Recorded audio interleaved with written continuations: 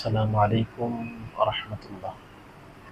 আজকে আমরা আলোচনা করব সিরাতের সংজ্ঞা তথা সিরাত বলতে আসলে কি বোঝায়, কোরআন ও হাদিসের আলোকে সিরাতের তাৎপর্য কি।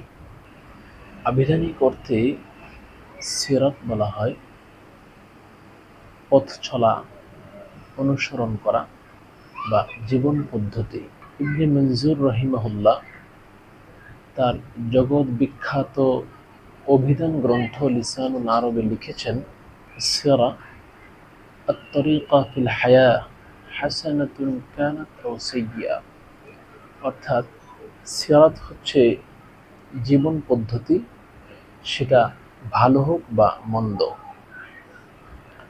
পরিভাষায় সিরাত বলা হয় রাসূল আকরাম সাল্লাল্লাহু আলাইহি ওয়াসাল্লামের পুরো জীবন আদর্শকে, তথা রসুল জীবনের শুরু থেকে নিয়ে শেষ পর্যন্ত যা করেছেন, যা বলেছেন, সকল কিছু সিরাতের অংশ।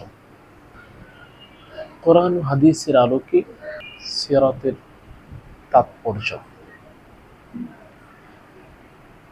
সূরাতুল আহজাবের 21 নম্বর আয়াতে আল্লাহ বলেন, লাকাদ কানা লাকুম ফি রাসূলিল্লাহি উসওয়াতুন হাসানাহ। অর্থাৎ অবশ্যই তোমাদের জন্য আল্লাহর রাসূলের মধ্যে রয়েছে উত্তম আদর্শ। এই আয়াত প্রমাণ বহন করে সিরাত স্রেফ ইতিহাস নয়, বরং পরিপূর্ণ এক জীবন ব্যবস্থার নাম।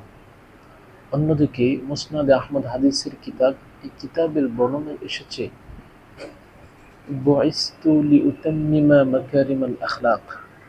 অর্থাৎ আমি প্রেরিত হয়েছি উত্তম চরিত্রকে পরিপূর্ণতা দান করার জন্য। সুবহানাল্লাহ। আল্লাহ তাআলা আমাদের সকলকে সিরাতকে ধারণ করে দুনিয়া ও আখিরাতে সফলতা অর্জন করার তৌফিক দান করুন। আমিন।